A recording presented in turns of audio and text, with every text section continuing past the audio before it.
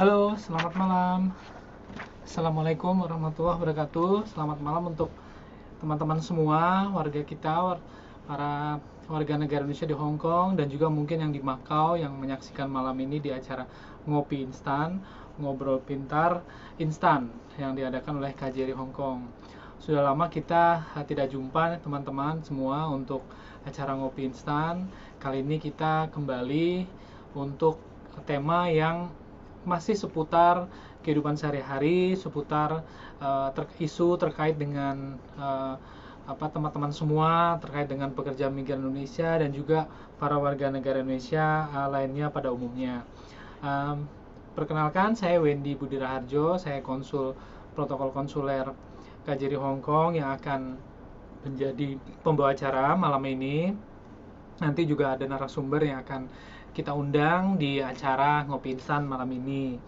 Nah, tapi untuk itu sebelum ke situ teman-teman sudah rekan-rekan semua juga sudah mohon untuk sudah like ya, like, follow medsos kita, jangan lupa Facebook, terutama Facebook ya, karena di Facebook itu banyak informasi-informasi yang selalu KJRI sampaikan, entah terkait dengan masuk ke Hong Kong, aturan prosedur masuk ke Hong Kong, masuk ke Indonesia yang itu bisa berubah-ubah.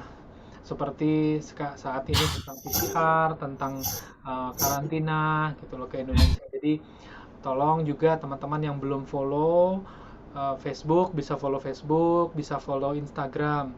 Yang belum follow dan mungkin kesulitan untuk follow, bisa dibantu sama saling rekan-rekan yang lain, membantu untuk temannya yang lain yang belum follow untuk bisa follow di Facebook atau di Instagram.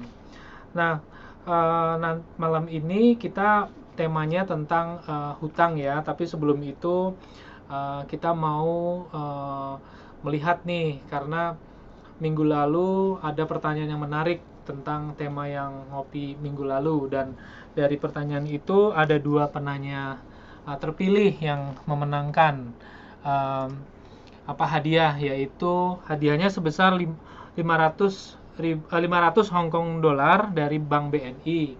Dua orang, yaitu uh, Yulia Ria Puspita dan Sophia ya. Selamat Ibu Yulia dan selamat Ibu Sophia telah memenangkan hadiah. Dan makanya itu kita juga supaya yang lainnya juga bisa mendapat hadiah juga nih, punya kesempatan yang sama, jangan uh, semangat, tetap semangat untuk ikut di Ngopi Instan dan mengirim pertanyaan yang paling bagus, yang paling baik, yang nanti mungkin akan terpilih untuk atau muncul untuk menjadi pertanyaan di Ngopi Instan. Nah, kita juga ada Twitter ya teman-teman, ada YouTube juga yang bisa diikutin teman-teman semua di Hong Kong. Nah, lalu oke, sekarang kita mungkin ada Bu Pritya Pravina dari Enrich Hong Kong. Selamat malam Bu Pritya. Nah, Selamat nah, malam, Pak Wendy. nah, Selamat malam, Bu teman-teman Pritya. semua. Ya Bu, sama-sama Bu. Udah Bu Pritya hadir, berarti temanya apa nih teman-teman? Yaitu tentang bebas dari hutang, hidup tenang ya Bu ya, gitu loh. Nah mungkin ini menjadi impian kita bersama Bu Pritya, kita semua ya, tidak hanya para rekan-rekan kita di Hong Kong, tapi juga semua ya Bu ya. Saya pikir ya Bu ya, semua semua manusia di muka bumi ini itu juga ingin yang namanya bebas hutang, ingin yang namanya tidak memiliki hutang ya Bu ya, atau debt free gitu loh. Nah, baik itu hutang yang apapun hutang lah, apalagi kalau hutangnya itu hutang dari yang tidak resmi ya, seperti kayak lintah darat, loan shark. Nah, aduh, kalau bisa hindarilah, sangat hindari. Nah, ada juga yang mengatakan Bu Pritya, hutang itu tidak bisa dihindari. Sepanjang itu memang jelas peruntukannya, uh, untuk apa digunakannya, dan sudah bisa diperkirakan kapan akan dikembalikan, dan juga terpenting uh, mampu apa tidak menjalani masa hutang, membayar cicilannya, karena memang hutang itu juga para ahli bilang adalah bagian dari salah satu instrumen, bahkan menjadi instrumen pembiayaan suatu negara hutang itu. Tapi itu yang gedenya ya. Tapi kalau untuk masing-masing individu, apakah perlu hutang, apakah kita harus jauhi, apakah kita kalau misalnya berhutang itu ada yang harus diperhatikan supaya tidak jatuh pada jeratan hutang. Nah, ini yang mungkin akan kita dengar ya teman-teman semua dari paparan Bu Pritya. Saya lihat tadi kayaknya ada contoh kasus juga ya Bu Pritya ya, yang akan disampaikan, dan juga tips-tips yang aplikatif dari Bu Pritya. Mungkin silakan Bu Pritya, dari saya untuk itu dulu. Mungkin nanti kalau ada hal yang menarik kita akan angkat ya Bu Pritya di sesi tanya jawab dengan teman-teman semua. Silakan Bu Pritya, monggo Bu Pritya, monggo. Baik, terima kasih Pak Wendy. Selamat malam sekali lagi untuk teman-teman semua. Assalamualaikum warahmatullahi wabarakatuh. Tadi intro dari Pak Wendy membuat saya merasa setiap kali saya muncul di Ngopi Instan diundang KJRI ngomonginnya masalah hutang gitu. Sehingga kayaknya udah terkenalnya kalau muncul pasti ngomongin hutang. Mohon izin saya share screen ya Pak ya. Baik. Ya, teman-teman, hari ini kita akan membahas tentang bagaimana kita bisa terbebas dari hutang. Dan nanti di akhir presentasi, kita juga akan bagikan program Enrich terbaru ya. Jadi informasi mengenai program Enrich terbaru yang khusus untuk menangani masalah hutang ini gitu. Jadi mohon cermati sampai akhir presentasi saya. Nah, pertama-tama mungkin sebelum mulai kita lihat beberapa fakta berikut. yang diambil dari survei yang dilakukan oleh Badan Riset Frost and Sullivan. Ini adalah satu riset yang waktu itu disponsori oleh Enrich. Nah, ternyata itu menemukan bahwa 1 dari 2 pekerja migran berhutang untuk membayar biaya rekrutmen. Dan walaupun sudah begitu lama bekerja di tempat di negara penempatan, dalam hal ini misalnya di Hong Kong, hanya 6-7% pekerja migran yang pulang ke negaranya dengan uang yang cukup. Dan selama bekerja di negara penempatan, ternyata hanya 18% pekerja migran yang mempunyai rekening bank, baik itu di negara asal maupun di negara penempatan. Dan ternyata 83% dari pekerja migran mempunyai hutang. Nah, kita akan lihat kenapa sih kok situasinya seperti ini ya. Karena semua fakta ini kan fakta yang cukup menyedihkan sebenarnya. Nah, sebelum itu kita lihat juga apa yang dimaksud dengan hutang. Jadi hutang itu apa sih sebenarnya gitu ya. Jadi hutang adalah sejumlah uang yang dipinjam dari satu pihak kepada pihak yang lain. Tentunya untuk bisa menggambarkan kapan hutang itu harus dibayar dan berapa jumlah yang dipinjam dan apakah ada bunga, ada dokumen yang mendasarinya, yaitu perjanjian. Perjanjian hutang itu memberikan peminjam izin untuk meminjam uang dengan ketentuan uang tersebut dibayar kembali di kemudian hari, biasanya dengan bunga. Ya. Dan tadi Pak Wendy sempat menyebutkan di intro ada perusahaan atau bahkan negara yang berhutang dan bahkan hutangnya itu sudah menjadi permanen dari manajemen keuangannya gitu. Nah, memang ada yang seperti itu, tapi tentu saja dengan catatan bahwa hutangnya dapat dibayar di kemudian hari dan juga bunganya dapat dibayar juga gitu kan. Dan kalau hutang itu dipakai untuk hal-hal yang produktif, misalnya untuk pembangunan infrastruktur, untuk usaha, berbisnis dan lain sebagainya, usaha dan pembangunan itu kan ada hasilnya. Dan hasilnya itu ya harusnya melebihi tingkat bunga yang harus dibayar. Sehingga walaupun dibiayai dengan hutang, semua pihak tetap aman gitu ya. Jadi yang meminjam bisa mengembalikan, yang dipinjami uang mendapat uangnya kembali dengan bunga, dan pada akhirnya tidak ada yang menderita gitu. Nah, tapi hutang yang akan kita bahas hari ini adalah hutang pribadi yang cenderung dipakai untuk konsumtif gitu ya. Jadi hutang untuk konsumsi. Nah, ternyata survei yang lain, jadi berbeda, bukan survei Frost and Sullivan yang tadi, tapi ada survei lain di Inggris menunjukkan bahwa orang yang berpenghasilan tinggi lebih cenderung mengandalkan pinjaman. Jadi ternyata orang yang berpenghasilan tinggi lebih cenderung berhutang. Kenapa? Ya karena mungkin dia merasa, oh penghasilan saya cukup banyak, lebih dari yang saya butuhkan untuk kehidupan sehari-hari, sehingga saya pasti bisa membayar hutang dan bunga, gitu kan.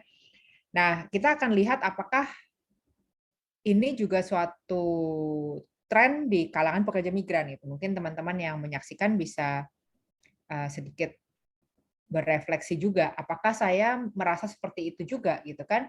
Karena bekerja di luar negeri dengan gaji yang cukup tinggi, saya merasa saya pasti bisa bayar hutang, sehingga kita menggampangkan mengambil hutang seperti itu.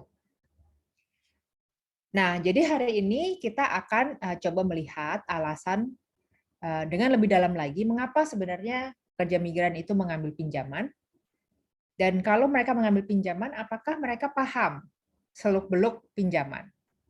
Dan yang terakhir adalah tentunya kita harus tahu ya, hak dan kewajiban peminjam dan pemberi pinjaman. Nah, sekarang kita lihat beberapa kasus berikut. Nah, mungkin karena saya tidak bisa tanya teman-teman yang ada di Facebook, nanti saya tanya Pak Wendy aja ya, Pak Wendy, nanti jawab pertanyaan saya ya. Sebagai contoh nih, ini ada kasus pertama. Rumah keluarga di kampung rusak karena bencana alam dan perlu segera diperbaiki. Anggota keluarga memperkirakan biayanya 20.000 Hong Kong dolar. Apa yang akan Anda lakukan dan dari mana Anda akan mendapat uang? Nah, bagaimana nih teman-teman? Tentu pernah ya, mudah-mudahan tidak ya, tapi mungkin banyak dari kita pernah mendapat telepon dari keluarga di Indonesia, kemudian butuh renovasi rumah dan butuh biaya gitu, sehingga minta dikirim uang. Bagaimana Pak Wendy? Menurut Pak Wendy apa nih jawabannya Pak? Wah, berat nih. Ya, memang ini ya apa saya rasa ini juga dialami semua, hampir hampir semua juga ya Bu ya. Bagi teman-teman yang ada di luar negeri mungkin ya.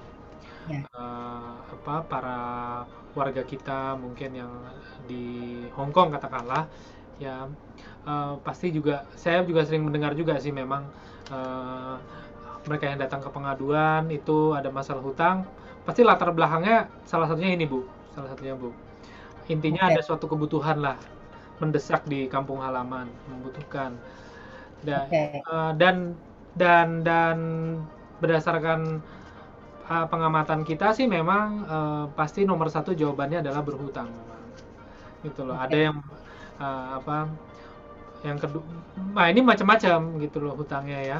Ada yang hutang dari resmi, ada yang hutang dari teman. Nah ini yang nantinya agak berbahaya kalau misalnya misalnya dua-duanya ya memang agak berbahaya kalau misalnya kalian tidak tidak apa ya istilahnya tidak tahu tidak siap untuk kemudian akan membayarnya dan melunasinya itu loh ya. Ada juga yang menabung juga ada pastinya, tapi tidak Ya, kalahnya juga ada juga yang memilih eh, menempuh jalan cepat ya, karena itu suatu fakta sih memang Bu, gitu loh. ya, Nah, kan mungkin Bu Pritia sebagai ahli di bidang ini pasti sudah pernah pengalaman dengan survei di mana ketika ada itu apa instant instant solutionnya yang muncul di pikiran. Nah itu kan bisa juga menjadi suatu patokan kan. Oh ya entah. Oh harus cari uang segera kan berarti kan Bu. Mungkin gitu. ya, ya, ya, betul. Baik, terima kasih Pak Wendy. Jadi biasanya teman-teman begitu terima telepon dari Indonesia, butuh uang sekian kirim langsung panik ya, langsung aduh perlu uang. Waduh saya nggak cukup nih, tabungan nggak ada, pinjam begitu ya. Nah nanti kita lihat jawabannya ya teman-teman. Nah sekarang kita lanjut ke kasus kedua dulu. Kasus kedua adalah anak atau saudara akan mulai kuliah tahun ini. Uang mukanya 6.000 dolar, belum termasuk biaya buku dan lain-lain. Nah, apa yang akan Anda lakukan dan dari mana Anda akan dapat uang? Nah, sekali lagi ini mirip, ya maksudnya sama juga ya. Saya mau tanya teman-teman, mungkin kalau tidak bisa menjawab langsung ya dijawab di dalam hati, dijawab di tempat masing-masing. Kira-kira apakah Anda akan minjam uang untuk kebutuhan ini? Terus perlu diingat ya bahwa kalau uang sekolah atau uang kuliah artinya apa? Artinya akan berulang ya. Jadi setiap semester akan perlu membayar.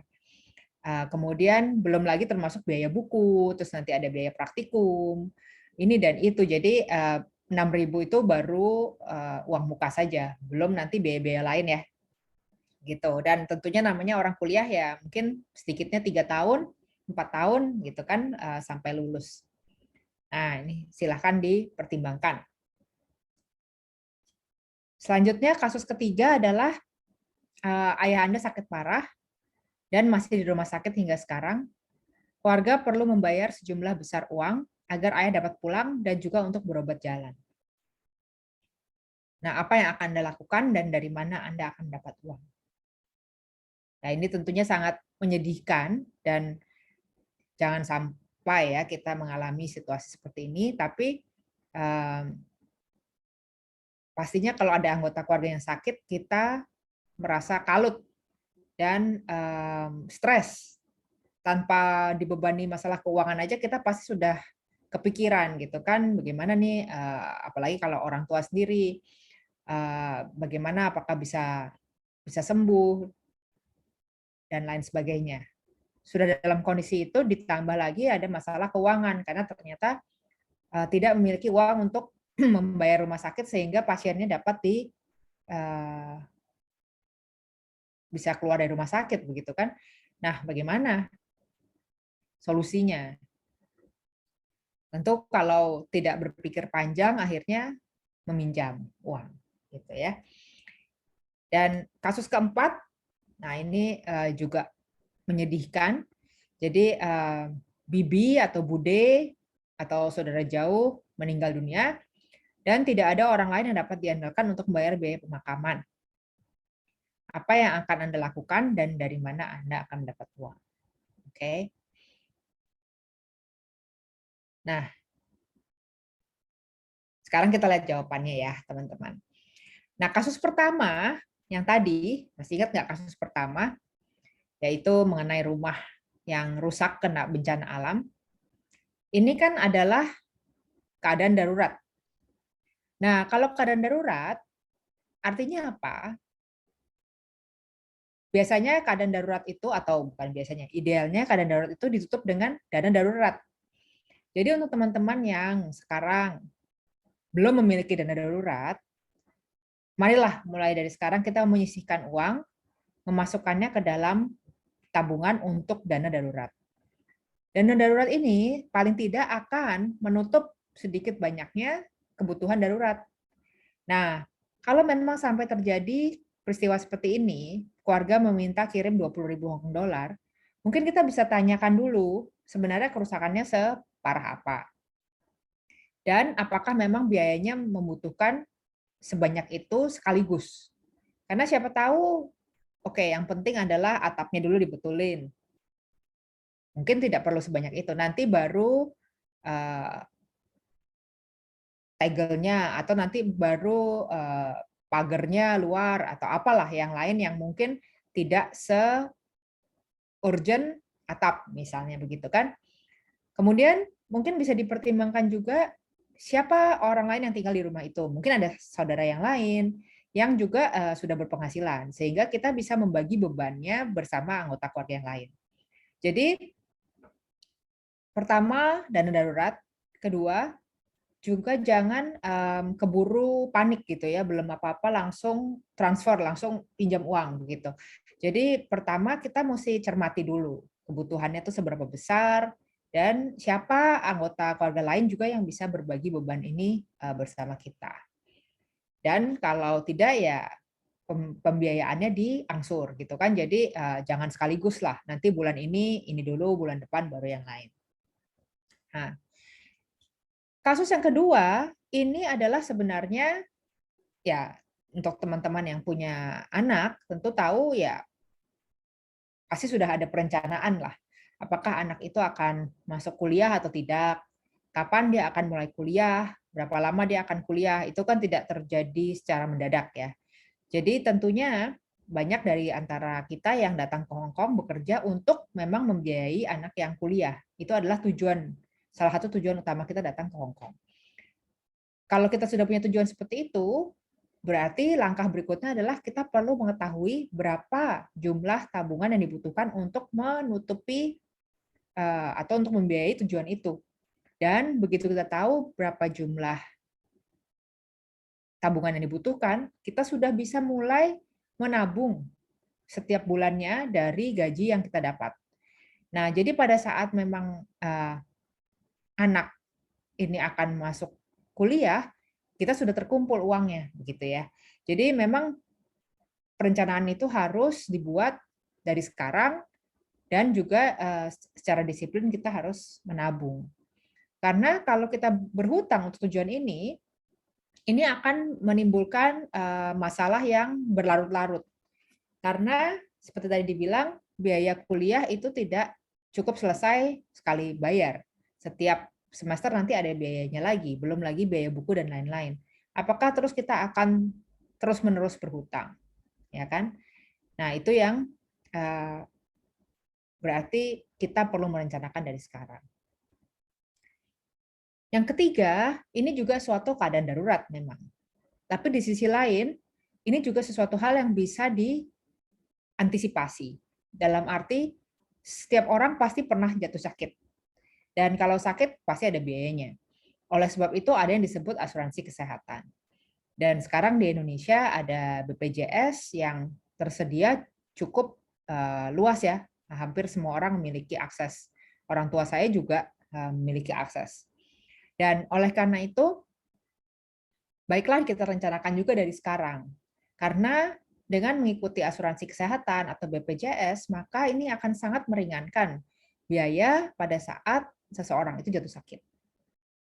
Jadi ada elemen darurat, tapi ada elemen perencanaan juga. Dan yang terakhir, ini adalah kita membicarakan mengenai bibi atau bude atau anggota keluarga yang relatif jauh. Jadi bukan anggota keluarga langsung, ayah, ibu, atau saudara dekat atau anak gitu kan, tapi ini adalah saudara jauh. Nah, memang ini hal yang cukup unik dalam kebudayaan Indonesia. Saya rasa kita konsep keluarga kita memang cukup fluid dan keluarga kita besar seperti itu kan. Nah, tapi kalau memang kita dalam kondisi terbatas secara keuangan, apakah kita akan memprioritaskan membantu keluarga yang jauh sampai perlu berhutang? Nah, kembali lagi kalau memang kita melihat ini sebagai bentuk bantuan atau amal, kita beramal kepada anggota keluarga kita yang jauh, ya untuk bisa melakukan hal itu kita sendiri harus berkecukupan dulu. Jadi secara keseluruhan yang tadi kita bahas, untuk keadaan darurat, baiklah kita siapkan dana darurat. Untuk hal-hal yang bisa direncanakan, kita tabung dari sekarang, atau kita ambil asuransi. Dan untuk hal yang bersifat amal, kita tanya, apakah kita mau berhutang untuk hal-hal seperti itu. Jadi ini konteksnya kita lihat dalam konteks sampai alasan seperti apa sih yang sampai bisa mendorong kita untuk berhutang. Seperti itu ya.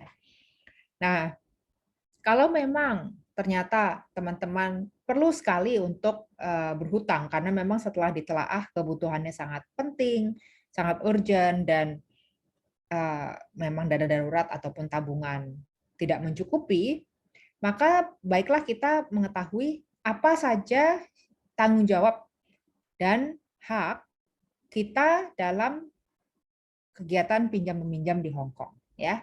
Jadi sekarang kita masuk ke hal-hal yang cukup teknis nih teman-teman ya. Jadi di Hong Kong saat ini per April tahun ini itu ada lebih dari 2.400 pemberi pinjaman berlisensi. Nah, mengapa saya tebalkan kata berlisensi? Karena di Hong Kong ini kegiatan pinjam meminjam diatur undang-undang yang disebut Money Lenders Ordinance. Nah, artinya perusahaan atau pihak baik itu pribadi maupun badan yang tidak berlisensi maka tidak diperbolehkan memberikan pinjaman, apalagi pinjaman yang berbunga ya. Nah, jadi kalau teman-teman mau mengambil pinjaman, pertama harus cek dulu nih, pihak yang memberi pinjaman ini memang punya izin nggak untuk memberikan pinjaman, gitu kan? Nah, kita biasanya sebut pemberi pinjaman itu money lender. Jadi yang namanya bla bla bla finance, ya kan? Bla bla bla finance itu adalah money lender atau pemberi pinjaman. Nah, banyak teman-teman sering mencampur adukan istilah dengan istilah bank gitu ya. Jadi pinjam uang di bank. Nah, saya di sini mau menjelaskan bahwa money lender atau pemberi pinjaman ini tidak sama dengan bank. Artinya apa? Mereka diatur oleh perundangan yang sangat berbeda. Dan oleh karena itu money lender itu semata-mata usahanya adalah memberikan pinjaman. Sedangkan kalau bank itu dia bisa menerima tabungan, kemudian dia bisa memberikan layanan tukar uang, mata uang, investasi dan lain sebagainya ya. Tapi kalau money lender tidak, hanya memberikan pinjaman. Peraturan yang mengatur mereka juga dalam hal tingkat pinjaman, kemudian kecukupan modal, informasi yang perlu diberikan untuk nasabah itu juga sangat berbeda dengan bank. Oleh karena itu jangan dipertukarkan ya istilahnya. Nah, kemudian pinjaman harus didasari pada perjanjian pinjaman yang ditandatangani oleh peminjam dalam waktu 7 hari setelah kesepakatan. Jadi artinya maksimum 7 hari setelah kita sepakat mau ada pinjam-minjam itu sudah harus tanda tangan perjanjian. Dan peminjam berhak mendapatkan salinan perjanjian pinjaman yang harus mencantumkan jumlah pinjaman, tingkat bunga efektif per tahun, dan ketentuan pembayaran. Jadi kalau teman-teman pergi ke money lender ini kemudian mendapat perjanjian pinjaman, mohon perjanjian pinjaman ini dibaca ya. Jadi apa yang tertulis di situ? Jumlahnya pinjaman berapa, tingkat bunganya berapa, kapan harus dibayar, berapa sering harus dibayar, dan kalau sampai telat membayar apa konsekuensinya. Semua itu harus tertulis di situ. Kalau tidak diberi perjanjian pinjaman atau perjanjiannya tidak lengkap, maka teman-teman berhak bertanya. Karena ini adalah hak sebagai peminjam, harus mengetahui ya. Kemudian bunga pinjaman di Hong Kong itu tinggi sifatnya untuk money lender ini ya. Kenapa? Ya karena money lender ini memberikan pinjaman tanpa agunan, tanpa jaminan barang atau benda aset seperti itu kan. Dan mohon maaf teman-teman, pekerja migran di sini bekerja dalam kontrak yang pendek sifatnya, 2 tahun. Dan sewaktu-waktu juga dapat diputus, dapat mengalami pemutusan hubungan kerja gitu kan. Dan oleh karena itu dianggap sebagai peminjam yang berisiko tinggi. Oleh karena itu memang tingkat bunganya tinggi. Tingkat bunganya ini bisa mencapai 48% per tahun. Dan menurut Money Lenders Ordinance tadi, peraturan perundangan itu, bunganya juga dapat mencapai 60% per tahun. Walaupun kalau sudah di atas 48% itu disebut bersifat extortionate. Artinya kalau sampai teman-teman mau memperkarakan, jadi menuntut ke pengadilan dan bertanya gitu, mengapa Anda mengecat saya bunga yang sangat tinggi gitu, mereka pihak pemberi pinjaman harus bisa menjelaskan. Oh, karena misalnya peminjam ini memiliki rekam jejak yang tidak baik dalam hal membayar pinjaman, misalnya seperti itu ya. Jadi mereka harus punya alasan sebelum bisa mengenakan bunga di atas 48 tapi di bawah 60% per tahun. Sedangkan bunga di atas 60% per tahun itu adalah pelanggaran. Jadi tidak diperbolehkan. Selain itu, ada beberapa praktik lain yang tidak diperbolehkan. Yang pertama adalah bunga berbunga. Bunga berbunga artinya apa? Misalnya kita pinjam uang 10.000, kemudian kena bunga 1.000, misal, ini hanya contoh. Kemudian kita tidak membayar cicilan dan bunga itu, sehingga di periode berikutnya 1.000 yang belum dibayar itu dimasukkan ke dalam pokok pinjaman, sehingga pokok pinjaman 11.000 dikenakan bunga lagi. Nah, itu tidak boleh, karena itu artinya bunga berbunga. Ya. Nah, kemudian yang kedua adalah larangan mencicil. Larangan mencicil artinya apa? Oh, misalnya kita meminjam uang, kemudian kita bilang, oh saya punya uang lebih nih, saya mau cicil lebih banyak deh, saya mau bayar lebih cepat. Tapi tidak boleh, misalnya, oh tidak boleh, peraturannya pokoknya cuma boleh mencicil sekian, atau bayarnya tidak boleh sekarang, bayarnya nanti. Nah, itu juga praktik yang tidak diperbolehkan. Kemudian mengenakan bunga yang meningkat. Bunga meningkat maksudnya apa? Misalnya bulan ini bunganya 5%. Ini contoh aja. Per bulan 5% misalnya ya. Kemudian karena bulan ini tidak bayar, bulan depan menjadi 6%. Bulan depan lagi menjadi 7%. Nah, hal itu tidak diperbolehkan ya.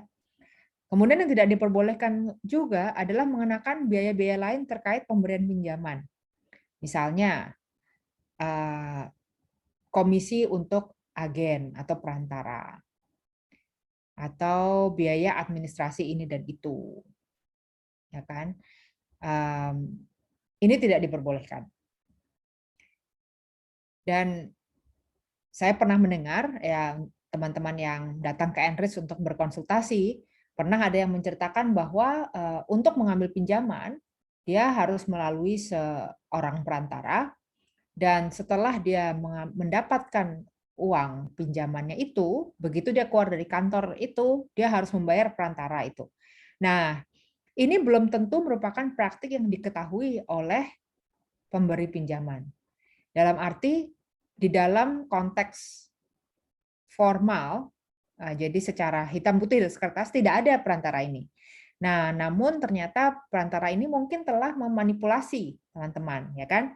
Nah, kalau sampai ada hal seperti ini, ya waspada, karena sekarang kalian tahu itu tidak diperbolehkan dalam peraturan perundangan, dan bisa juga kalian laporkan, gitu kan? Kalian laporkan ke pihak berwajib. Oke. Nah, selain itu, ini juga penting sekali, paspor, Hong Kong ID card, kontrak kerja, dan dokumen pribadi lain tidak dapat dijadikan jaminan. Jadi kita pernah baca ya di media cetak, di surat kabar bahwa ada penggerebekan di mana seseorang yang ternyata memberikan pinjaman kepada pekerja migran menyimpan ratusan paspor pekerja migran di rumahnya yang dia tahan sebagai jaminan. Nah, ini sudah pasti ilegal. Jadi ini tidak diperbolehkan. Oke. Mungkin kalau teman-teman mau meminta pinjaman, mereka akan minta fotokopi dari paspor atau Hong Kong ID card atau fotokopi kontrak kerja. Itu untuk mengetahui apakah teman-teman berada di Hong Kong secara legal, apakah teman-teman punya pekerjaan, gitu kan? Tapi yang aslinya tidak boleh diminta dan dijadikan pinjaman. Oke. Nah, sekarang tadi saya ngomong bunganya tinggi 48 sampai 60. Nah, bagaimana cara kita mengetahui tingkat bunganya? Sebenarnya tingkat bunganya itu tertulis di perjanjian pinjaman, ya kan? Nah, cuman menghitung tingkat bunga itu juga tidak sepele sifatnya. Jadi ini saya tanya Pak Wendy lagi nih, Pak Wendy, biar Pak Wendy nggak ngantuk. ada Tahu aja ada dua contoh. maksudnya. Ada dua contoh nih, Pak. Yang satu meminjam 41.000 Hong Kong dolar dan dia harus bayar 3.687 tiap bulan selama 15 bulan. Total kalau cicilannya itu dijumlah selama 15 bulan 55.300. Contoh kedua, seseorang meminjam 27.000 Hong Kong dolar dan harus membayar 3.090 selama 12 bulan. Dan kalau di total jadi 37.080.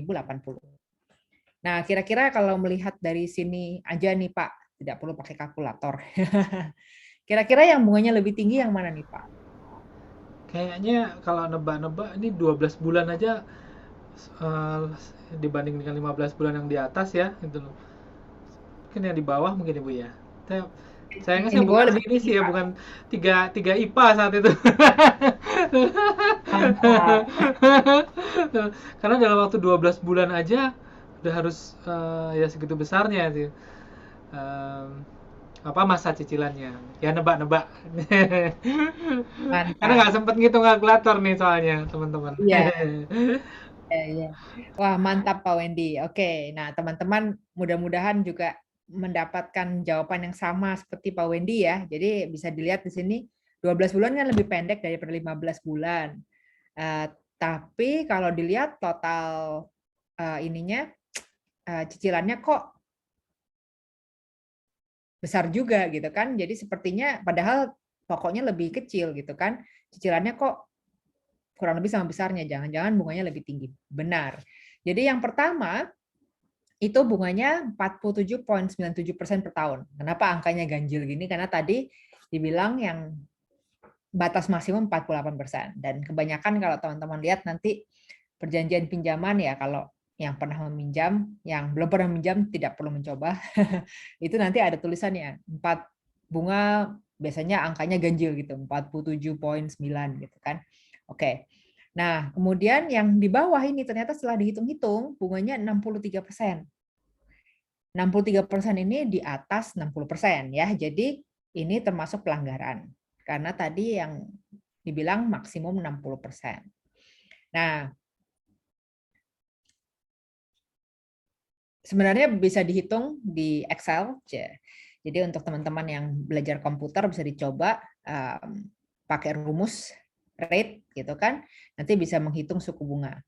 Nah, cuman saya tidak mau masuk ke detail perhitungan, tapi yang mau saya sampaikan adalah sistem pengenaan bunga dan cicilan peminjaman uang di Hong Kong itu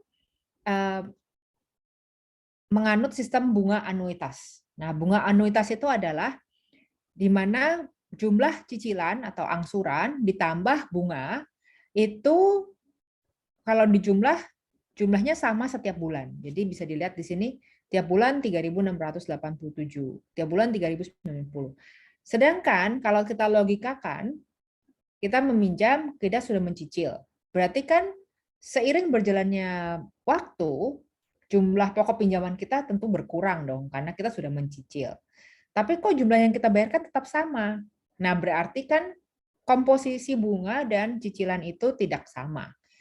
Yang terjadi adalah di awal porsi bunga itu besar, tapi porsi angsurannya kecil. Sedangkan di akhir porsi angsurannya itu besar, porsi bunganya kecil. Sehingga pasti jumlah menjadi sama, ya. Nah, tapi akibatnya apa? Sistem seperti ini akibatnya adalah pada saat teman-teman mengalami kesulitan membayar, jadi misalkan contoh ambil pinjaman 15 bulan karena kontrak kerja masih 15 bulan. Tapi ternyata setelah 7 bulan mengalami pemutusan hubungan kerja, kemudian harus pulang ke Indonesia.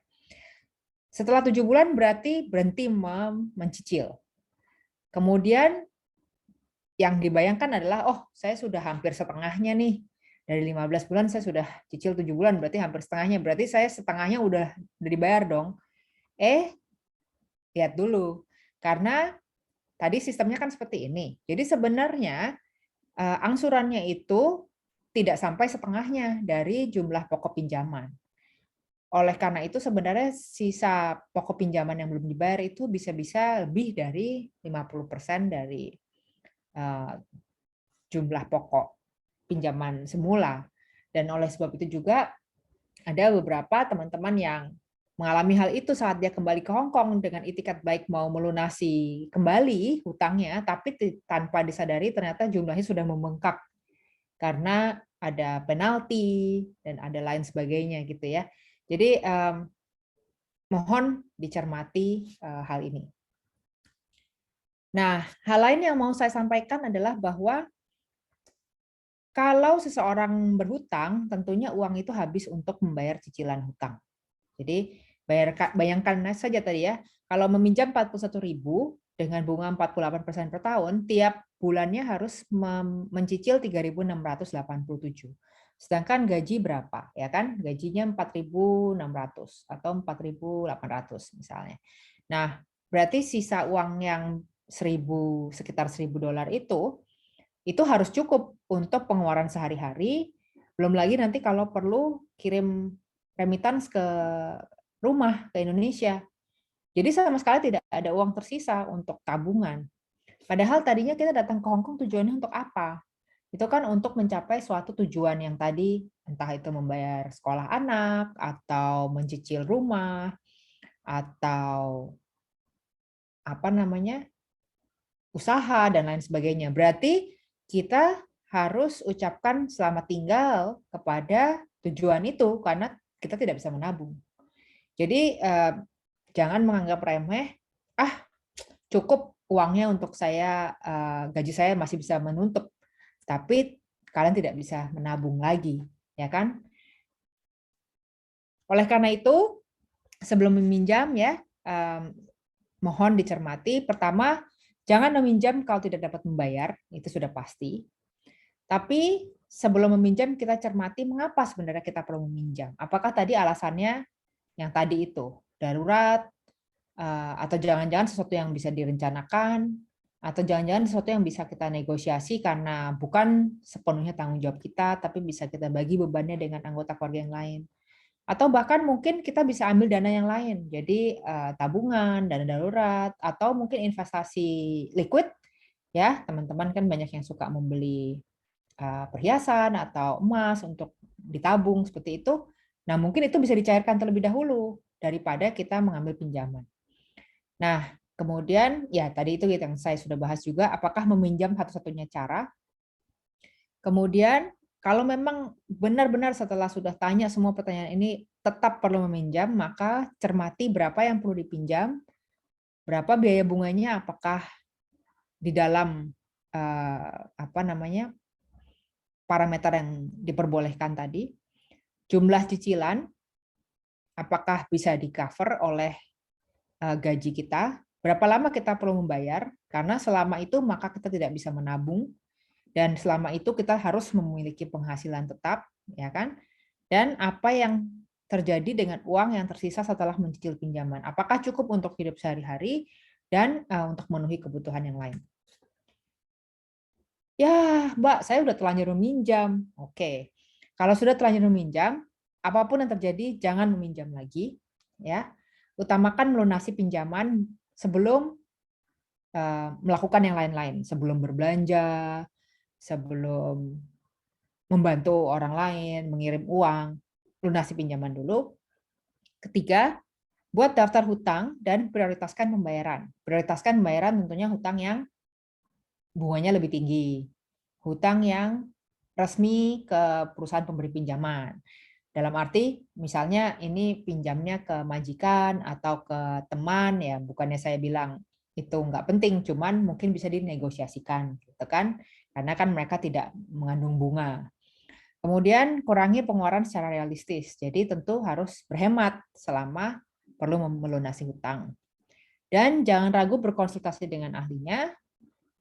Jika memang perlu, untuk teman-teman yang hutangnya sangat besar, perlu pertimbangkan restrukturisasi hutang atau renegosiasi hutang dengan pihak pemberi pinjaman.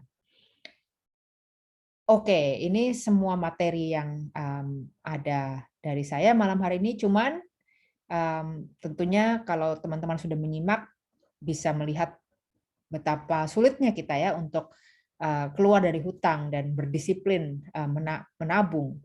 Dan oleh sebab itu, Anda tidak sendiri, ya.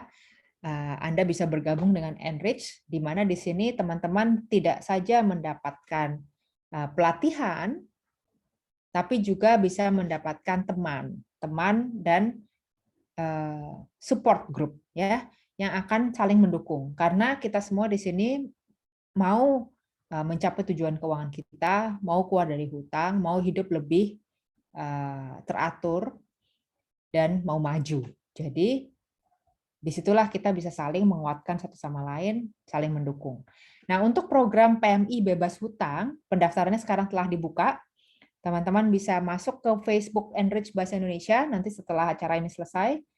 Di situ ada linknya, ya, bit.ly. Ya, link bit.ly itu bisa diklik, bisa isi form untuk mendaftar. Atau kalau tidak bisa, tidak punya Facebook, bisa WhatsApp ke nomor yang tertera di sini, 5648 0990. 5648 0990. Dan bisa dilihat di sini bahwa jadwal programnya sudah disiapkan, ada 8 minggu, mulai dari orientasi, kemudian pelatihan bagian pertama, workshop ini yang 3 jam, kemudian pelatihan berani berbicara, supaya kita bisa negosiasi, bisa ngomong dengan keluarga, bisa ngomong dengan pemberi pinjaman, bisa menolak teman yang minta uang, minta kita meminjam atas nama mereka. Ya, kemudian ada sesi kebugaran dan kesehatan mental. Nah, ini untuk relaksasi dan untuk menghilangkan stres. Kemudian ada konseling keuangan pribadi, one on one, ya, satu-satu akan dibantu oleh volunteer atau sukarelawan Enrich untuk benar-benar bisa dilihat masalahnya apa sih, utangnya berapa, bagaimana langkah-langkahnya keluar dari hutang. Kemudian disambung dengan pelatihan bagian kedua, menghindari hutang,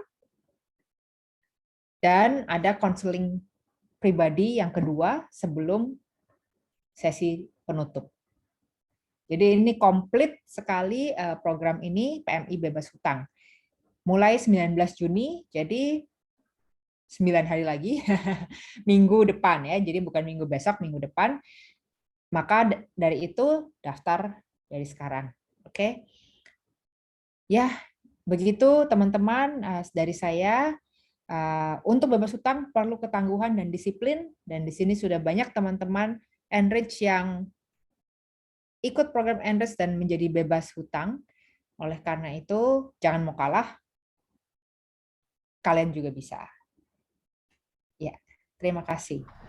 Terima kasih Bu Pritia. Jadi tadi terakhir untuk bebas hutang perlu ketangguhan dan disiplin ya. Saya tambahin satu ya, kemauan yang kuat juga ya untuk Iya, betul, Pak. bisa membebaskan diri dari hutang. Yang itu tadi dari tips tadi menarik juga Bu, karena tadi dilihat salah satunya yang menarik perhatian saya salah satunya itu meminjam apakah perlu gitu ya.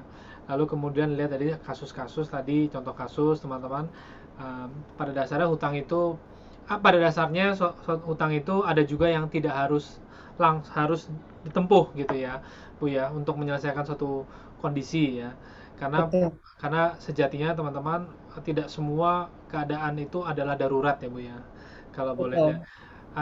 mungkin dipahaminya atau dirasakan darurat, tapi sebenarnya kalau dicermati baik-baik itu sebetulnya mungkin bisa ditunda atau eh, apakah apakah hanya diri kita lah satu-satunya yang menjadi sumber solusi, mungkin juga ada orang Betul. lain saudara kita yang juga ikut apa namanya berkontribusi, dan juga sesuatu yang bisa ditunda sehingga selama penundaan itu direncanakan ngumpulin uangnya ya Bu ya, Ya, ditabung. Nah, sehingga tidak semua itu mesti diartikan sebagai kondisi yang darurat ya Bu Pritia ya. Karena itu tadi balik lagi apakah meminjam itu perlu ya Bu ya. Kalau dilihat tadi itu ilmu dasarnya kalau yang boleh saya ambil tadi beberapa. Nanti kalau untuk terkait matematikanya teman-teman nanti bisa datang ke Enrich untuk ketika sudah akhirnya pada satu titik oh perlu membuat pinjaman, nah mungkin bisa datang ke Enrich untuk apa berkonsultasi ya Bu ya lebih detail, ya, apa konsultasi. pinjamannya mau begini bunganya tapi begitu, nah untuk hitungannya Kalau bisa gimana, nah supaya jangan sampai perlu mengambil pinjam. iya. Nah, tapi sebelum ke situ dari kalau boleh saya share ya Bu ya dari penjelasan Bu Pritia tadi ada ilmu-ilmunya lah ya, ada nggak asbabun nuzulnya lah, nggak tiba-tiba langsung hutang gitu ya.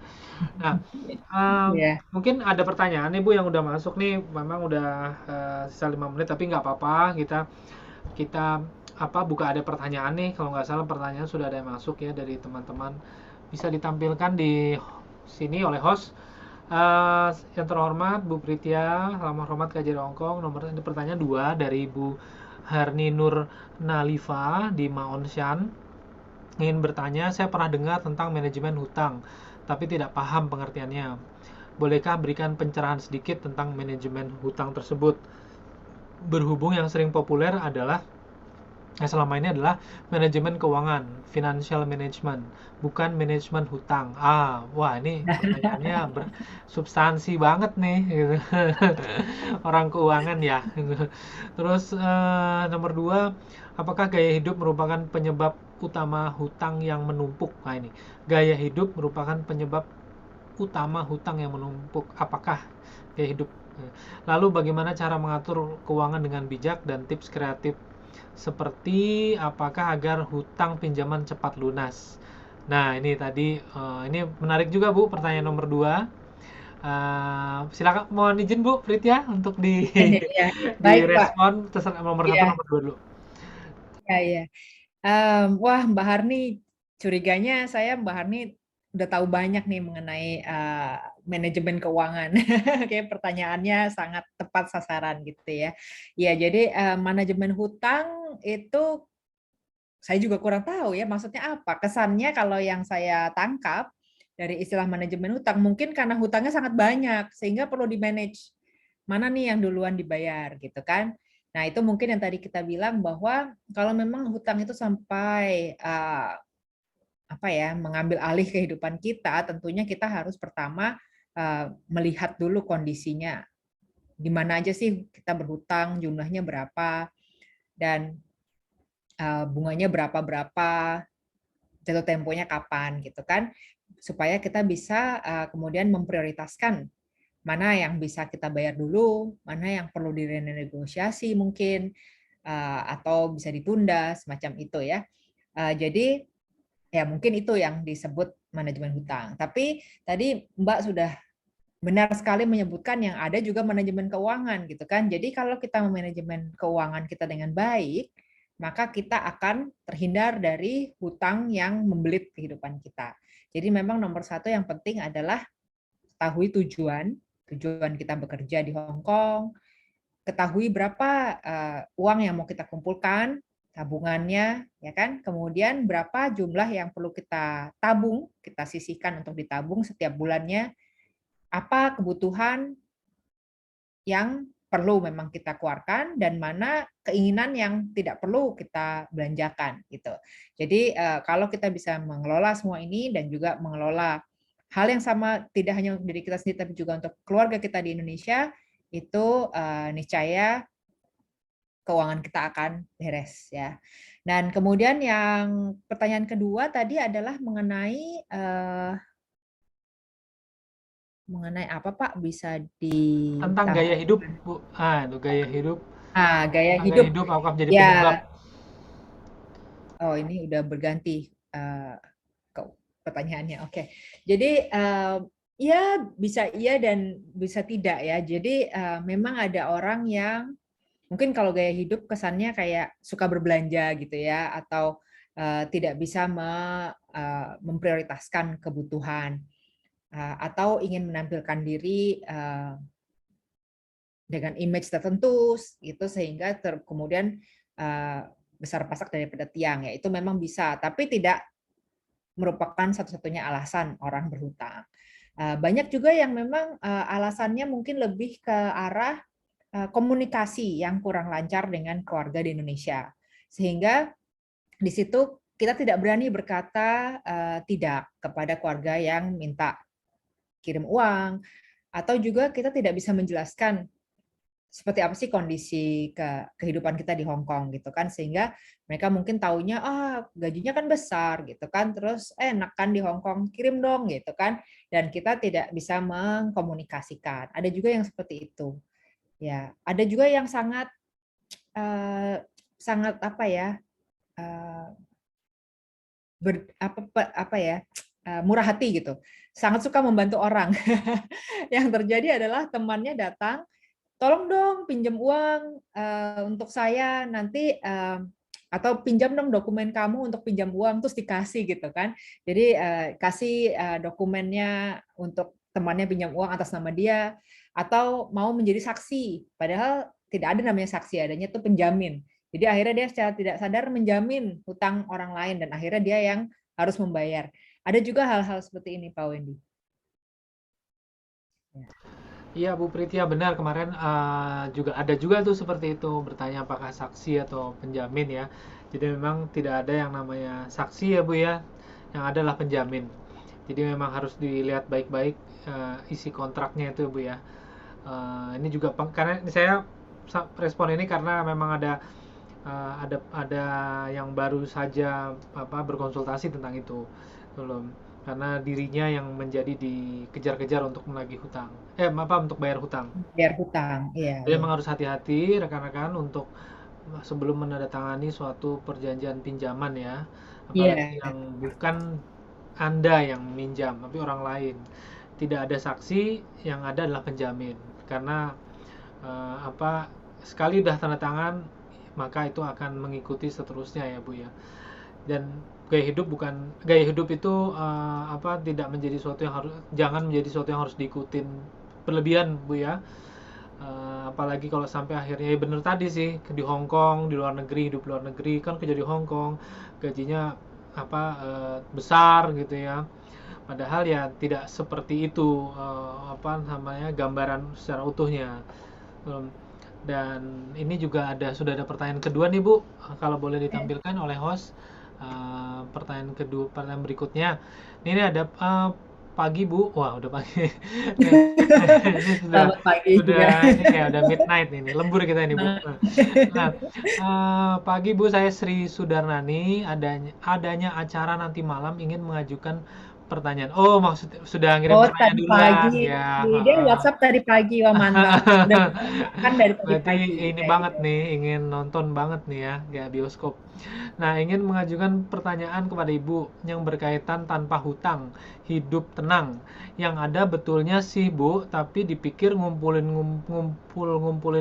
juga sulit, banyak juga godaannya. Pertanyaannya satu, jika kita berhutang dulu untuk usaha, beli tanah, buat kos atau toko atau rumah atau kos, tapi kita tahu setiap bulannya harus bayar. Seakan dikredit gitu, Bu. Menurut Ibu, Ya, apakah itu jalan yang salah?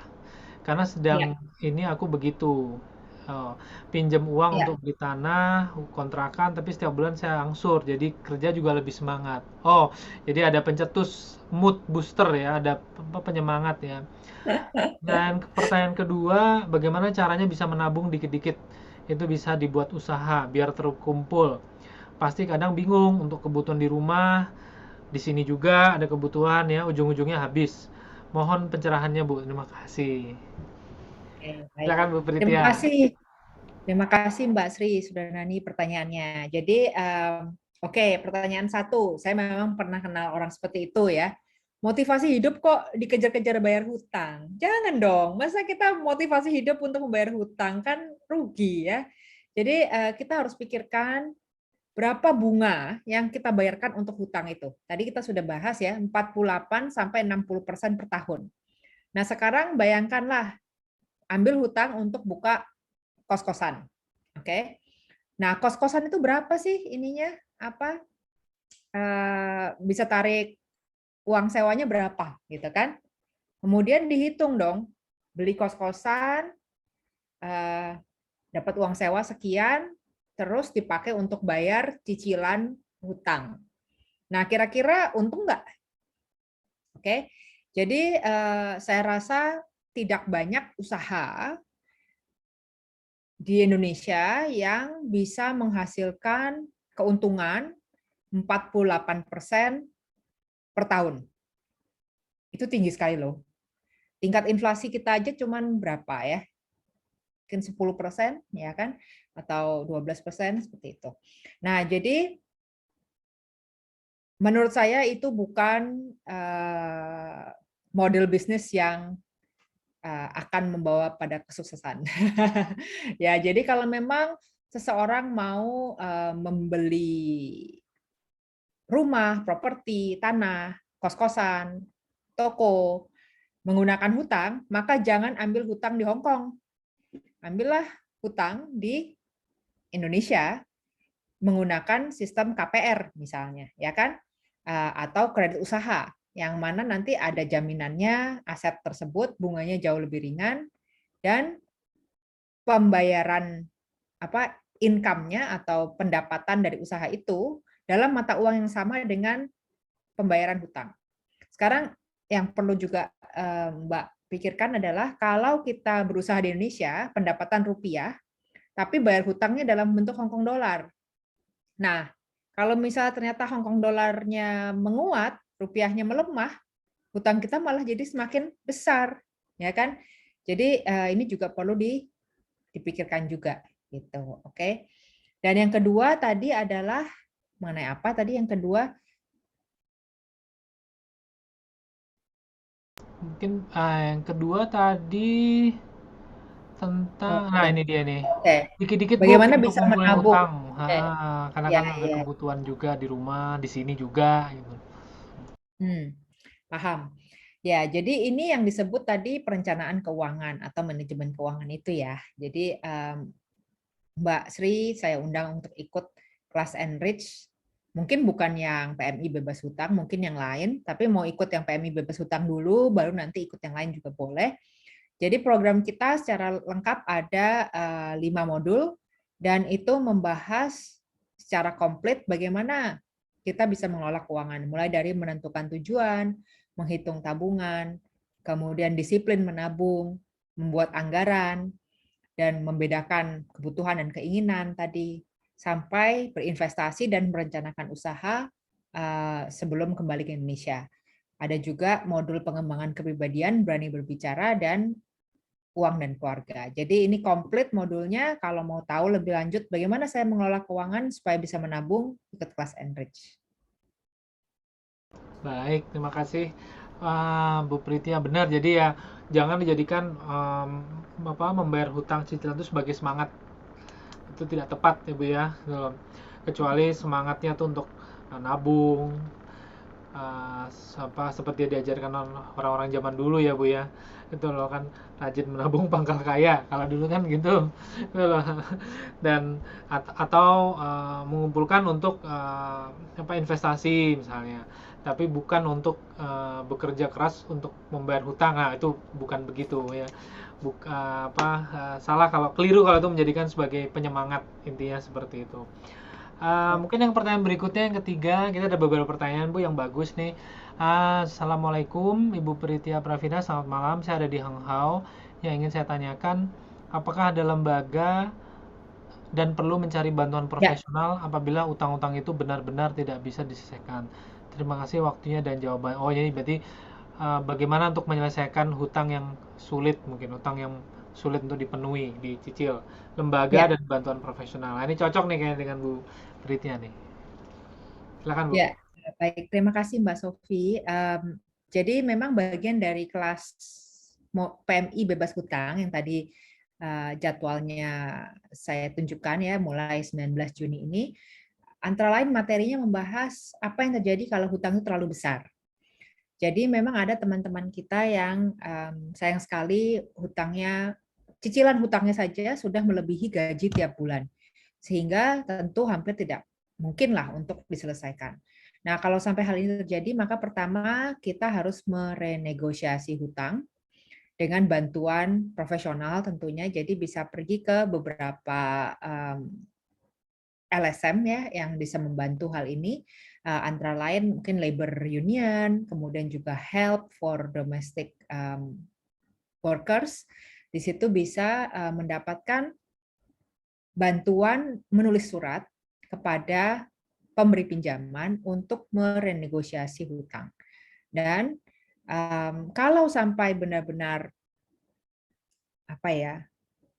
di dalam masalah yang sangat besar, maka juga ada jalan keluar yang disebut bankruptcy atau mengajukan kepailitan. Ya, jadi jangan berkecil hati. Sebenarnya ada beberapa kasus yang berhasil dalam merenegosiasi hutang karena dia bisa menjelaskan bahwa ternyata ada kewajiban-kewajiban hutang lain yang harus diselesaikan dan akhirnya bisa diperpanjang periode pembayarannya sehingga cicilannya menjadi lebih ringan semacam itu.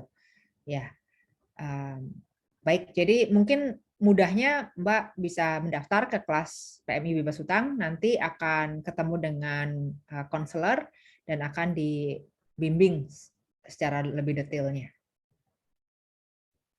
Baik, selanjutnya pertanyaan berikutnya. eh, Assalamualaikum, terhormat Ibu Pritia Pravina. Kadang masalah cicilan hutang jadi bingung, ditambah kebutuhan. Bagaimana mengatur utang dalam mengelola keuangan? Maksimal berapa persen menyisihkan dari gaji yang didapat? Nah, ini tadi sudah sebagian sudah terjawab ya dari penjelasan Ibu sebelumnya.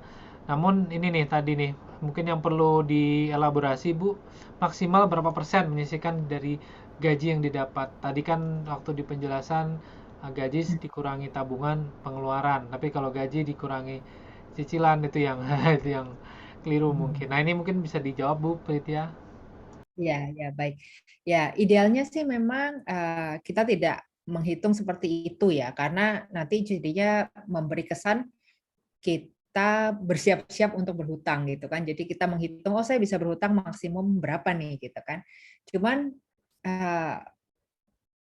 memang ya pastinya sebelum mengambil hutang kita harus lihat apakah cicilannya bisa kita bayar. Dalam arti gaji kita berapa, kalau dikurangi cicilan hutang, karena cicilan hutang itu tidak bisa tidak ada fleksibilitas ya. Jadi nggak bisa, oh nanti giliran saya ada uang saya bayar, kalian nggak ada saya nggak bayar, itu nanti Anda bisa dikejar-kejar debt collector gitu kan. Jadi begitu kita mengambil hutang, maka cicilan hutang itu menjadi kewajiban, dan gaji dikurang cicilan hutang, sisanya berapa. Nah, sisanya itu cukup nggak untuk kita hidup, untuk pengeluaran rutin kita dan juga untuk pengeluaran keluarga atau orang lain yang menjadi tanggungan kita. Nah, mungkin pertanyaannya seperti itu aja gitu. Jadi karena tiap orang kan situasinya berbeda-beda ya. Jadi ada yang memang tidak punya tanggungan, misalnya, jadi oke lah saya benar-benar ngirit, saya makan mie instan aja gitu kan tiap hari gitu ya. Nggak sehat juga sih by the way. Terus udah gitu bisalah bayar cicilan hutang. Tapi ada orang yang perlu menopang keluarganya, punya anak yang perlu dibayar sekolahnya, nggak bisa di nego juga uang sekolahnya kayak gitu. Jadi nggak ada jawaban berapa persentasenya, Mbak. Jadi itu tergantung situasi masing-masing. Namun ya pastinya kita tidak menganjurkan pola pikir seperti ini, karena berhutang itu kan kalau sudah terpaksa tadi ya, dan tentunya jumlahnya ya sesedikit mungkin lah, sejumlah yang memang benar-benar dibutuhkan gitu kan. Ya, gitu aja deh dari saya. Terima kasih Bu. Selanjutnya ini ada lagi pertanyaan. Selamat malam Bu Pritia, Pak Wendy. Nama saya Mudrika. Bersama kemudian mengenai pertanyaan, apakah mendahulukan kebutuhan yang lebih penting bisa hidup tenang daripada mendahulukan gaya hidup mewah? Apakah mendahulukan kebutuhan yang lebih penting bisa menjadi hidup itu menjadi lebih tenang daripada mendahulukan gaya hidup mewah? Apakah cara itu bisa bebas dari hutang? Mohon sarannya. Ya, baik, terima kasih Bu Mudrika. Ya menurut saya sih jawabannya pastinya iya ya. Jadi mungkin jawaban saya ini tidak terkait keuangan nih kalau boleh. Pertanyaannya mungkin lebih dalam kepada apa sih tujuan kita hidup. Wah. Enggak, maksudnya Nah, adalah filosofis nih Bu. ya. Jadi kan ada beberapa ya macam-macam lah ya motivasi kita bekerja dan hidup. Itu ada yang untuk berkontribusi positif kepada lingkungan, kepada sesama, pada komunitas. Ada yang mau membesarkan anak dan mempunyai keturunan dan memastikan agar keturunannya itu sukses, bisa hidup dengan baik, kualitas hidupnya lebih baik daripada dirinya sendiri, dan lain sebagainya. Nah, jadi kita mesti tanya kalau misalnya ada godaan untuk hidup mewah misalnya ya. Jadi menampilkan gaya hidup mewah itu tujuannya untuk apa? Apakah untuk menyenangkan diri sendiri, menyenangkan orang lain, atau karena tekanan lingkungan, atau apa? Nah, kalau kita sudah bisa mengenali diri kita sendiri, sehingga kita bisa menjawab pertanyaan-pertanyaan itu, ya niscaya bisa melihat mana yang lebih penting. Apakah memprioritaskan kebutuhan yang penting tadi, atau menampilkan gaya hidup mewah. Seperti itu jawabannya. Yang jelas jangan sampai menimbulkan hutang yang berlebihan lah Bu ya. Ya semua orang juga ingin hidup yang ya itu tadi kan kalau dulu kita Hidup diajarkan berkecukupan. ya kalau dulu kita diajarkan kebutuhan primer, sekunder, tersier ya Bu ya. Kalau dulu kan kita diajarkan seperti itu. Gitu. Betul. Ya primer terpenuhi, sekunder ya gitu, tersier mungkin tidak maksimal tapi sudah mulai merasakan alhamdulillah, asalkan jangan kemudian untuk supaya mengejar tiga ini harus berhutang kan gitu ya Bu ya. Nah itu yang lebih baik jangan, lebih baik dihindarin. Ya, Selanjutnya baik. pertanyaan berikutnya, selamat malam Mbak Edi, Bu Pritia, salam kenal. Saya Nur Hasanah dari Maonshan. Ingin bertanya kepada Bapak Ibu, seringkali kita temukan permasalahan yang saya hadapi adalah pengelolaan pendapatan dan sulitnya kita menolak permintaan keluarga. Mereka beranggapan dengan gaji yang cukup besar, di mata mereka menjadi banyak keinginan. Nah, seperti yang tadi sudah dibahas, pertanyaannya, satu, adakah kiat khusus atau tips dari Bu Pritia, kira-kira idealnya bagaimana cara kita mengelola keuangan dan gaji kita tiap bulannya, dan berapa prosentasinya harus saya alokasikan pada tabungan, kebutuhan keluarga, investasi, pribadi, sosial, dan sedekah. Nah, ini menyinggung sedekah, ini bagus sekali nih. 2 tips cara kita berkomunikasi dengan pihak keluarga agar mereka tidak jadikan kita mesin ATM. Nah, ini ya ini juga banyak terjadi nih Bu, apa namanya, realita ini. 3 tips cara kita menghindari investasi berbentuk arisan online. Ajakan teman bisnis bisnis apa ini? Bola. Bola. Bola yang marak di kalangan teman-teman PMI di Hong Kong. Oh. Dan apakah tanam modal yang dijalankan mesin robot aman? Tips Aduh. cara tips cara mengumpulkan dana modal apa saja ya? Nah, itu Bu, kayak agak berat nih Bu. Mungkin ini pertanyaan terakhir ini mungkin nih kayaknya ya. Oke, oke. Waduh, Mbak Nur Hasanah, pertanyaannya diborong semua. Ini empat-empatnya mungkin akan terjawab kalau ikut modul Enrich yang komplit yang tadi saya bilang ada 5 itu ya. Em, jadi mohon maaf ya, coba saya tampilkan pertanyaannya karena saya tidak hafal. Oke, jadi apakah ada kiat idealnya bagaimana kita mengelola keuangan dari gaji, berapa persentase yang harus dialokasikan? Nah, sekali lagi ini jawabannya mirip dengan yang sebelumnya saya jawab. Tidak ada rumus ya. Jadi semua itu tiap orang berbeda-beda. Tapi tentunya yang kalau teman-teman ikut kelas Enrich, maka kita akan belajar bagaimana membuat anggaran. Membuat anggaran berdasarkan ya tadi tujuan kita datang ke Hong Kong adalah mengumpulkan uang untuk apa, ya kan? Berapa jumlahnya, berapa lama kita mau bekerja di luar negeri untuk mengumpulkan uang. Ini juga penting nih, berapa lamanya. Apakah kita mau selama-lamanya di sini, ataukah kita cukupkan saja sekian tahun lalu pulang berkumpul dengan keluarga. Karena dengan teman-teman di Hong Kong kan teman-teman juga berkorban jauh dari keluarga, dari anak, dan lain sebagainya.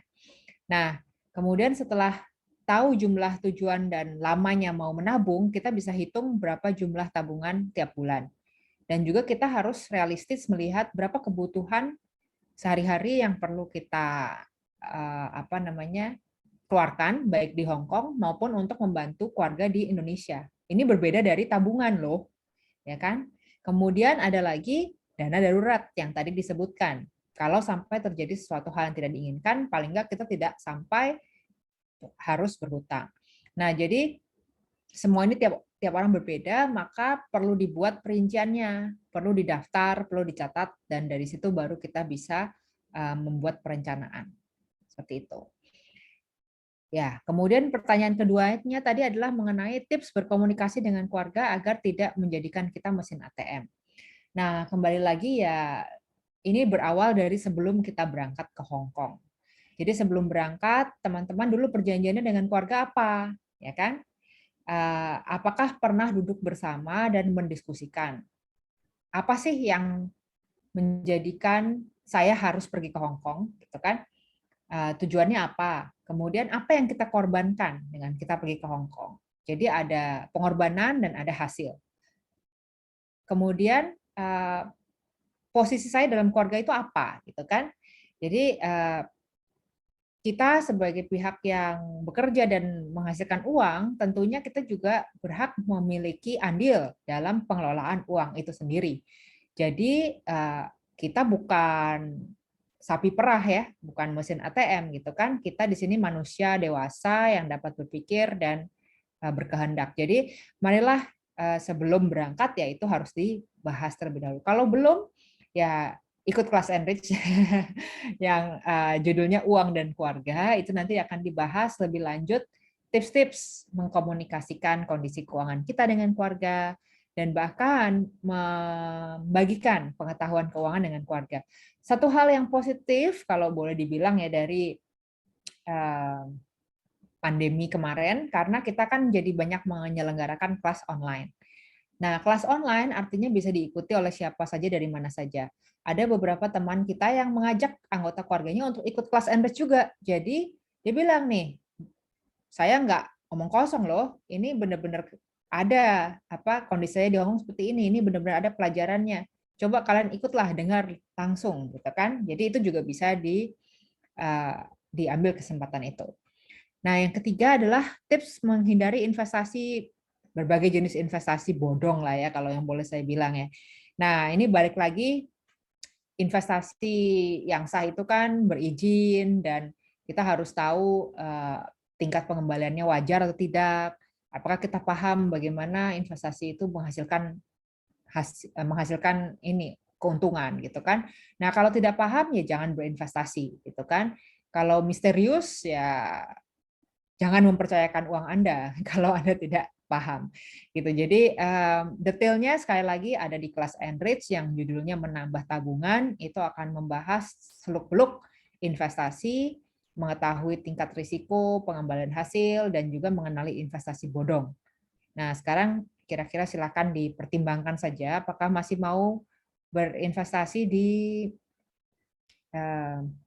yang dijalankan oleh robot. Ya, ya. Jadi ikut kelas Endes dulu lah. Jadi biar lebih tahu detailnya. Kemudian yang keempat, tips cara mengumpulkan dana modal.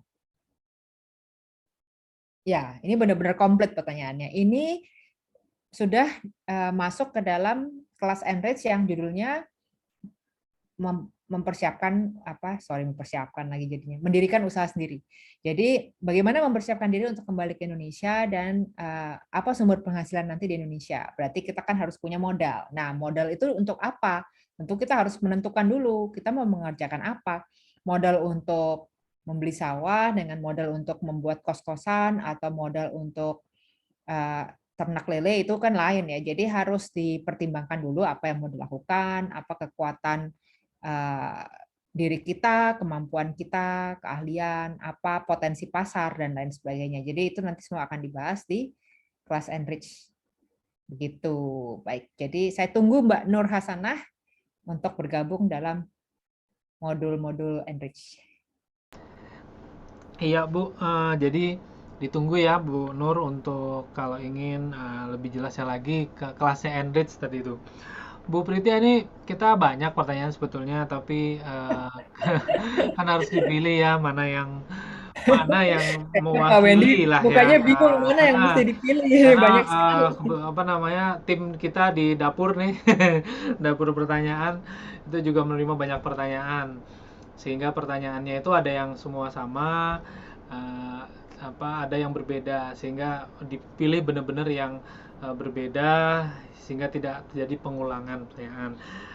Karena itu Bu Pritia, satu aja Bu, ini kita masih ada satu pertanyaan lagi nih Bu ya, yang mungkin kok kayaknya belum muncul nih, tapi perlu Baik. tahu juga teman-teman. Ini dari Ketut Astiti ya, dari Mbak Oke. Ketut Astiti.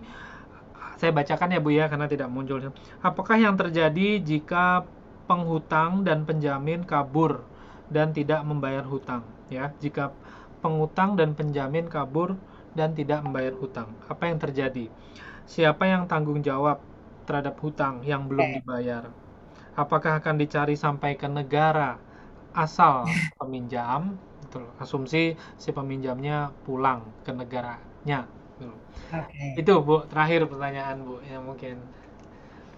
Baik, ya terima kasih Mbak Ketut. Pertanyaannya bagus sekali. Mudah-mudahan saya tidak salah jawab ini. Jadi tadi usaha pinjam meminjam diatur undang-undang ya, dan usaha pinjam minjam adalah usaha bisnis, ya maksudnya usaha komersial gitu.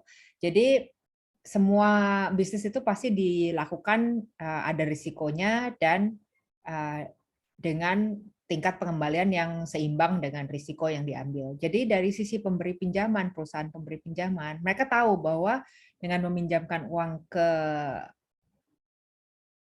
apa istilahnya segmen yang berisiko tinggi ini, sehingga tadi mengenakan bunga yang sangat tinggi, itu memang ada risiko tidak dibayar, gitu ya. Jadi mungkin bisa saya bilang bahwa perusahaan itu sudah mencadangkan bahwa nanti akan ada gagal bayar, gitu. Nah, langkah-langkah apa untuk memitigasi risiko itu? Ya tadi ada penjamin atau saksi tadi yang kemudian nanti akan dikejar untuk membayar.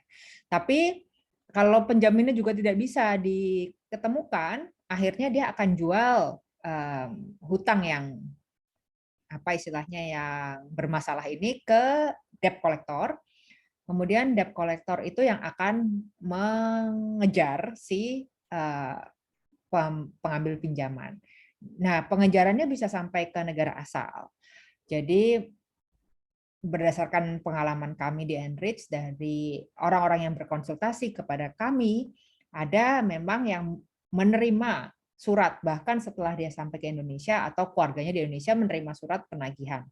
Nah, namun pertanyaannya seberapa valid atau bisa diberlakukan surat itu gitu. Jadi itu juga bukan sesuatu yang kita bisa jawab karena itu masuk ke ranah hukum.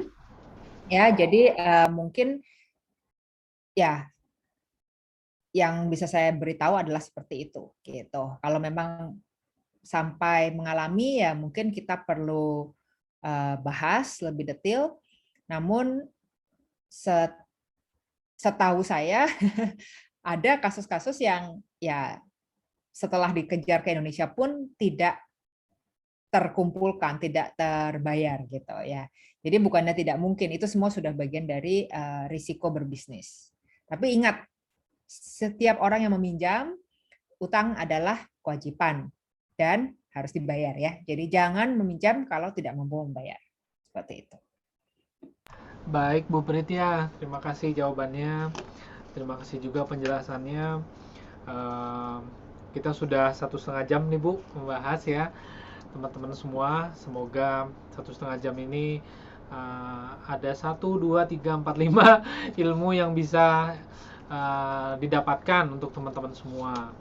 Untuk memahami hutang, menghayati hutang, perlu hutangkah gitu loh, sehingga bisa sedikit banyak semoga apa yang disampaikan di Ngopi Instan ini membantu menjernihkan pikiran teman-teman yang mungkin ingin yang mungkin sedang gundah gulana apakah perlu pinjaman apa tidak, apakah ternyata perlu ditunda, ternyata setelah ada penjelasan jawabannya oh hutang masih belum perlu, pinjam belum perlu.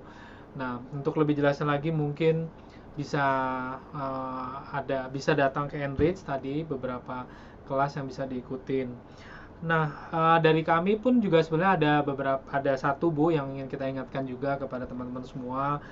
Tadi sudah disampaikan juga oleh Bu Pritia bahwa jangan sampai teman-teman semua di sini, warga kita di sini itu jatuh pada kayak misalnya gade paspor gitu ya.